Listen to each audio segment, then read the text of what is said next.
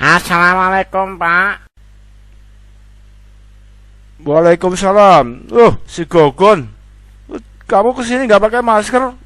Bahaya, Gon. Pakailah. Ada apa sih? Gini, Pak. Maaf. Saya sebenarnya pengen belajar tentang kunci dikotomi dan determinasi itu apa, Pak ya? Sini. Ini, Gon. Sekarang kan lagi musim corona. Kamu harus pakai masker dong kalau kemana-mana ya. Ini lupa tadi nggak pakai masker, Pak. Oke, ya mohon maaf, Pak. Lain kali nggak akan saya ulang lagi. Mau tanya tentang kunci dikotomi dan determinasi. Ya, jadi gini, dengarkan ya, akan saya jelaskan dulu kunci dikotomi dan determinasi. Oke.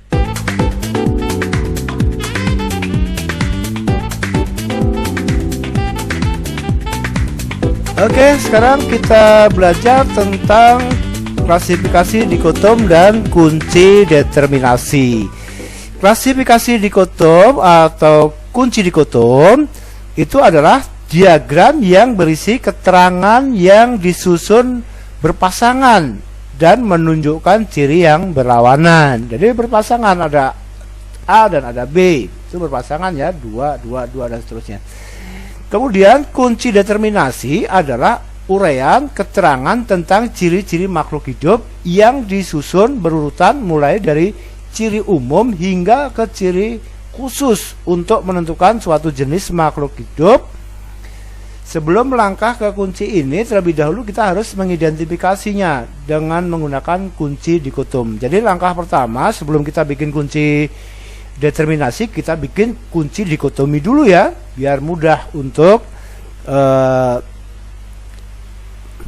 mempelajarinya. Ya, bagaimana caranya? Oke, kita ikuti dulu ya. Ya, kita ilustrasikan dulu ya, biar mudah. Ini ada gambar-gambar seperti ini ya. Kita contohkan saja ini. Ada macam-macam gambar dan warnanya ada 2 jenis warna, yaitu hijau dan merah. Sedangkan bentuknya ada yang bentuknya segitiga dan bulat atau lingkaran ya. Kemudian ada juga yang ukurannya besar, ada ukurannya kecil. Nah, sekarang bagaimana supaya gambar ini kita pecah menjadi 2 ya? Kita bikin dulu kunci dikotominya. Di itu artinya 2 ya, dikotomi. Kita bagi aja yang paling gampang apanya ya? Mau dari ukurannya boleh, mau dari bentuknya boleh, atau dari warnanya juga boleh. Nah, kita contohkan warnanya aja ya.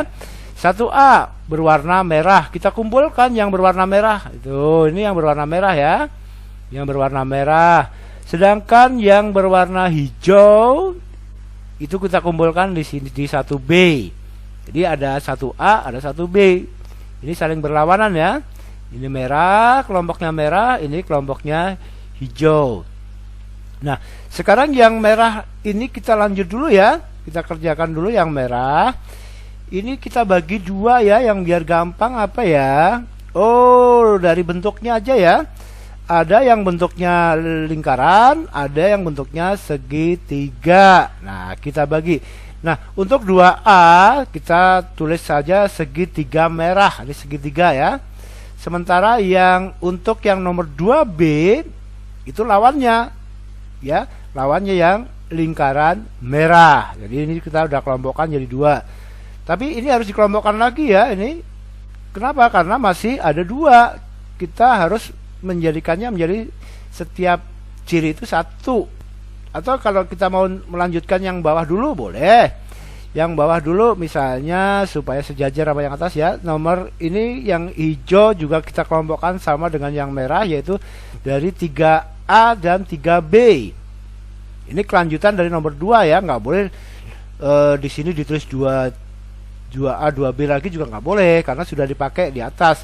Atau 2C 2D nggak boleh, harus A dan B. Nah, berarti kita gunakan nomor 3 aja ya, 3A dan 3B. Yang 3A itu kita kelompokkan segitiga hijau. Nah, ini segitiga yang hijau kita kumpulkan di sini. Yang 3B-nya kebalikannya, yaitu lawannya, yaitu kelompoknya segitiga, kelompoknya lingkaran yang warnanya hijau. Nah, coba perhatikan ini masih 2 ya, masih 2 ya. Nah, ini harus kita pisah lagi. Dari nomor 3 kita lanjut lagi ke nomor 4 ya. Kita nomor 4 ini. Nah, di nomor 4 ini yang merah segitiga ini kita bagi 2 karena dari apanya ya? Warna sudah. Oh, ukuran. Ternyata ada ukuran yang kecil, segitiga merah kecil. Nah, ketemu 1. Yang satu lagi kebalikannya atau lawannya, yaitu yang 4B-nya segitiga merah merah besar. Nah, ketemu juga 1. Udah, kalau udah 1 begini udah ketemu aja.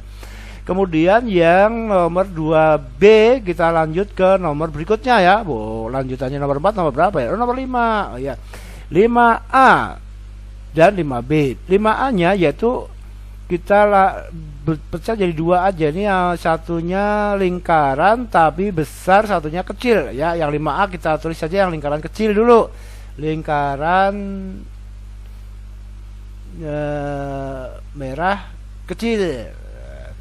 Kemudian yang 5B-nya lingkaran merah besar. Ketemu 1 semua. Udah selesai kalau sudah begini ya. Tinggal kita yang ngurusnya yang hijau. Yang hijau masih 2. Nah, ini ya. Yang hijau masih 2. Maka kita 6A dan 6B. Yang 6A yaitu segitiga hijau kecil. Yang 6B segitiga hijau besar. Oke, ketemu. Kemudian dari kelanjutan nomor 6, nomor 7 ya sekarang ya. Nomor 7. Dari ini kita bisa jadi 2 lagi, yaitu 7A dan 7B. Yang 7A itu lingkaran warnanya hijau kecil. Sementara yang B itu 7B yaitu lingkaran hijau besar. Selesai dah. Ya kan? Semua sudah ketemu 1 per 1. Nah, ini yang disebut kunci dikotomi, yaitu di itu artinya 2 dipecah menjadi 2, dipecah 2, dipecah 2 dan seterusnya sampai ketemu gitu. Nah, kita siapkan beberapa hewan ya. Ya, hewan-hewan ini nanti akan kita lihat bikin kunci determinasi. Jadi yang pertama kali adalah kunci dikotom. Jadi yang pertama kita akan bahas, akan mempelajari tentang kunci dikotomi terlebih dahulu sebelum kita ke kunci determinasi. Jadi kunci dikotom itu adalah 2 buah kalimat yang saling bertentangan untuk membedakannya. Jadi akan kita bahas tentang persamaan dan perbedaan dari makhluk hidup ini. Nah, caranya kalau tentang hewan ya, kita tentukan apakah vertebrata apa avertebrata. Nah, contoh seperti ini. Ada makhluk ada yang termasuk bertulang belakang, dan yang kedua adalah yang tidak bertulang belakang. Jadi nomor 1 itu kita tentukan dulu. Yang pertama bertulang belakang, maka yang 1B-nya harus bertentangan atau berlawanan, yaitu tidak bertulang belakang. Nah, yang bertulang belakang siapa saja? Ya, dari binatang-binatang yang di samping ini ya buaya, simpanse, cendrawasih itu termasuk bertulang belakang. Sementara yang tidak bertulang belakang, yaitu kita lihat ada cacing, ada kepiting. Nah, perhatikan, yang nomor 1A ya, bertulang belakang itu adalah buaya, simpanse, dan cendrawasih. Ini ada 3 makhluk hidup. Karena yang akan kita cari adalah 1 per 1 dari makhluk hidup itu dengan ciri-cirinya. Karena masih ada 3 makhluk hidup, maka harus dilanjut ke nomor berikutnya. Di sini akan kita lanjutkan ke nomor 2. Kemudian yang 1B tidak bertulang belakang, yaitu cacing dan kepiting. Juga masih ada 2 makhluk lagi. Jadi belum ketemu ya. Maka harus kita lanjut ke nomor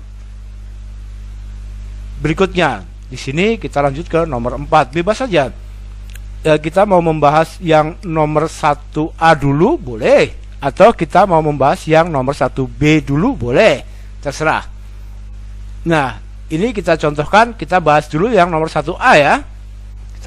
Kita lihat nomor 1A itu ya, kita perhatikan ya di nomor 2A ini. Jadi yang kita lihat itu adalah ciri fisiknya aja dulu ya. Kita lihat dulu, berbulu, dan yang 2A itu berbulu, yang 2B harusnya lawannya tidak berbulu ya. Oke. Dan yang nomor 2B nya itu tidak berbulu. Ingat ya, berbulu dan berambut itu beda ya. Untuk yang berbulu itu biasa itu ciri dari aves atau bangsanya burung. Sementara yang berambut itu biasanya itu ciri dari mamalia. Nah, di sini yang berbulu dari 3 binatang yang di nomor 1A itu, buaya, simpanse, dan cendrawasih, itu yang berbulu cuma 1, yaitu cendrawasih. Jadi ketemu ya. Itu. Kemudian yang 2B tidak berbulu itu adalah simpanse dan buaya. Masih ada 2 binatang lagi. Nah, 2 binatang lagi ini harus kita cari dan kita lanjutkan ke nomor 3. Oke, nomor 3 itu kita bedakan 3A dan 3B ya. Karena kunci dikotomi itu terdiri dari A, B, A, B, A, B, begitu ya. Ya, 1A, 1B, 2A, 2B, 3A, 3B itu namanya kunci dikotomi. D itu 2. Dan harus berlawanan ya. Yang A dengan B itu harus saling berlawanan kalimatnya ya.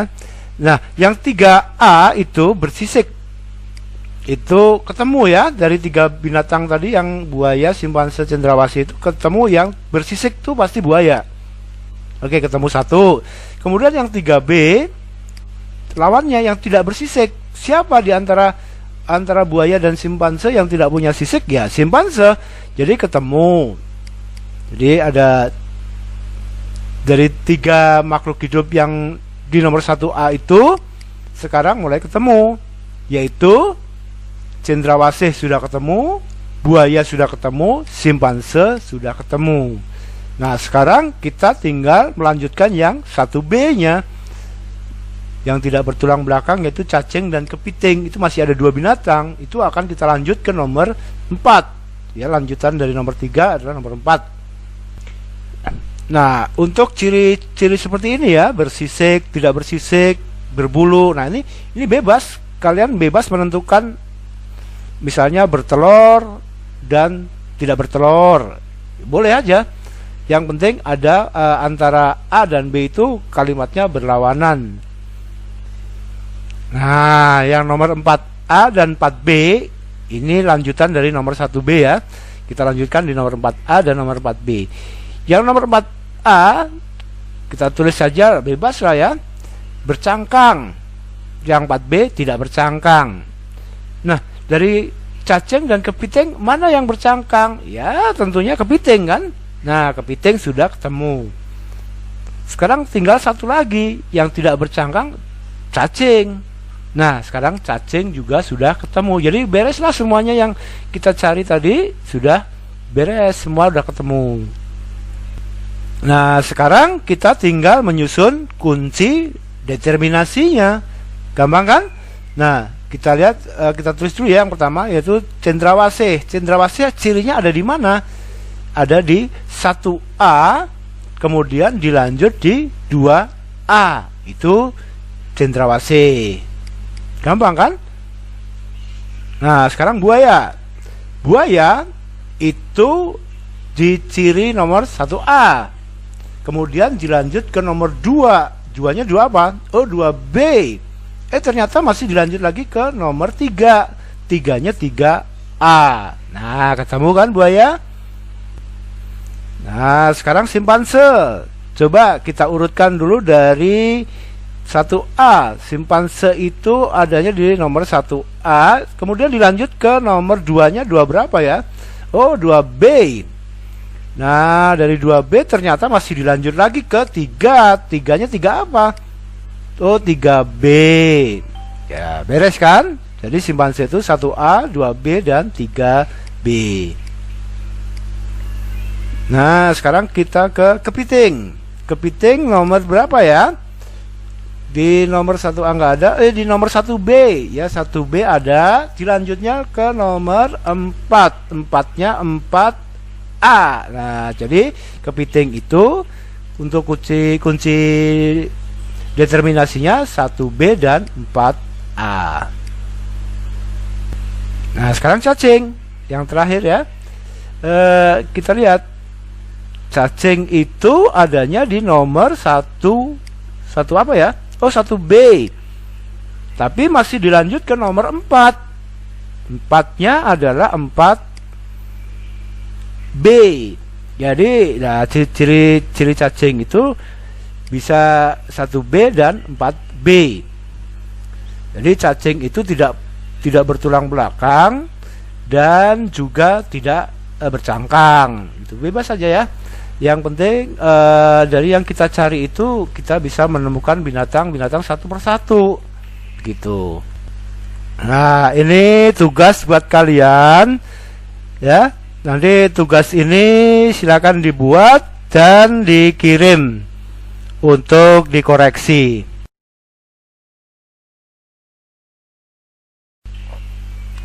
Nah, sekarang kita coba yang tumbuhan ya. Ya, yang tumbuhan kita coba yang tumbuhan. Ya, kalau klasifikasi kita bicara masalah persamaan, tapi kalau sudah kunci determinasi kita bisa membahas masalah persamaan dan perbedaannya. Nah, coba kita coba dulu ya untuk tumbuhan yang ada, yaitu 1A itu memiliki jaringan pembuluh atau xilem dan phloem. Siapa saja itu tanaman yang mempunyai pembuluh? Yaitu ada suplir, pinus, pisang, jambu, itu berpembuluh, ya kan? Dari tanaman yang ada tadi, keempat tanaman ini termasuk tanaman berpembuluh. Nah, sekarang yang 1B-nya coba kita cari yang berlawanan dengan kalimat nomor 1A. Nah, sekarang kita lihat ya. Untuk yang 1B-nya yang tidak memiliki jaringan pembuluh atau xilem dan phloem. Ini kan lawannya ya, lawan yang dari 1A ya. Itu ditulis di 1B. Apa saja dari tanaman yang tersedia tadi adalah lumut daun. Ya, lumut daun itu tanaman yang tidak punya pembuluh. Ya, untuk yang lumut daun untuk nomor 1B itu sudah ketemu ya, nggak usah dicari lagi ya, sudah ketemu, itu beres. Nah, sekarang tinggal yang 1A, itu masih ada 4 tanaman. 4 tanaman itu harus kita cari dan kita lanjutkan ke nomor berikutnya. Bebas saja nomor berapa? Nomor 2. Oke, nomor 2 tentunya akan harus ada 2A dan 2B. Nah, yang 2A kita tulis saja yang memiliki spora dan mengalami metagenesis. Ya, ini bebas saja ya, kalian bisa menulis apa saja, yang penting cirinya itu berlawanan ya, supaya cepat bisa ditemukan tiap-tiap tanaman tadi. Yaitu memiliki spora dan mengalami metagenesis. Siapa? Oh, ternyata cuma satu tanaman saja, yaitu suplir. Nah, suplir beres ya, suplir sudah ketemu. Yang 2B yaitu tidak memiliki spora dan tidak mengalami metagenesis. Siapa aja tanaman itu? Ya, tanaman itu adalah pinus, pisang, dan jambu. Berarti ada berapa? 3 tanaman. Kalau 3 tanaman berarti belum ketemu, harus dicari lagi, dilanjut ke nomor 3. Nah, untuk nomor 3 kita nanti tuliskan 3A dan 3B. Yang 3A kita ambil apa ya? Oh, bijinya. Ada yang bijinya terbungkus bakal buah atau berbiji terbuka, dan ada juga yang berbiji tertutup. Nah, sekarang kita lihat dulu yang bijinya terbungkus bakal buah itu ada 2 tanaman loh, yaitu pisang dan jambu. Berarti masih berapa tanaman? Masih 2, belum ketemu. Harus 1 ya. Kalau 1 berarti dianggap ketemu. Masih 2 berarti harus kita lanjut ke nomor 4 nantinya. Kemudian yang 3B-nya itu biji yang tidak terbungkus bakal buah. Tanaman apa? Ya cuma 1, yaitu pinus. Nah, karena cuma 1, ketemulah dia. Tanamannya sudah ketemu. Nah, sekarang tugas kita adalah mencari yang 3A itu, pisang dan jambu. Masih 2. Kita lanjutkan ke nomor 4 ya. Nah, di 4A ini itu kita lihat aja 2 tanaman itu ada perbedaannya. Bisa dari keping bijinya bisa, yaitu berakar serabut dan bijinya berkeping 1. Nah, tanaman yang bijinya berkeping 1 siapa? Ya pisang, ketemu. Dan untuk tanaman yang berikutnya kita lihat untuk tanaman yang satunya yaitu lawannya, yaitu yang 4B, yaitu berakar tunggang dan bijinya berkeping 2. Apa? Jambu. Nah, sekarang sudah ketemu kan semuanya? Satu persatu sudah ketemu. Tugas kita apa? Tugas kita adalah untuk membuat kunci determinasinya. Nah, untuk lumut daun 1B ya, cuman 1 aja, 1B doang ketemu udah. Kemudian yang suplir itu di nomor 1A dilanjut ke nomor 2, 2-nya 2A. Nah, ketemu. Kemudian pinus itu adanya di nomor 1A, kemudian dilanjut di nomor 2B. Masih dilanjut lagi ke nomor 3, 3-nya 3B. Nah, ketemu kan? Nah, kemudian yang berikutnya adalah pisang. Pisang itu di nomor 1A, kemudian dilanjut lagi ke 2-nya 2B, ya kan? Kemudian masih dilanjut lagi ternyata di nomor 3, yaitu 3-nya 3A.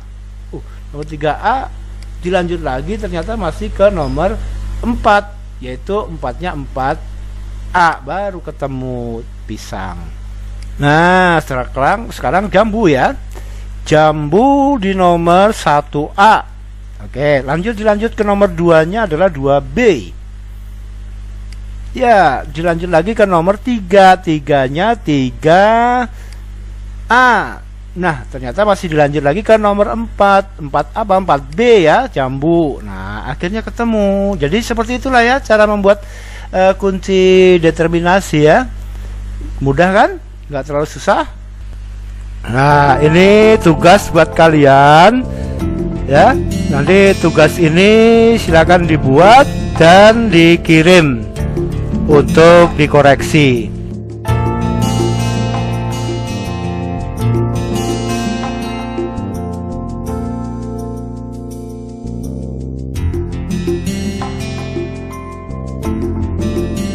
Nah, sekarang sudah paham kan kunci dikotomi dan kunci determinasi? Oke, semoga bermanfaat Jogon ya.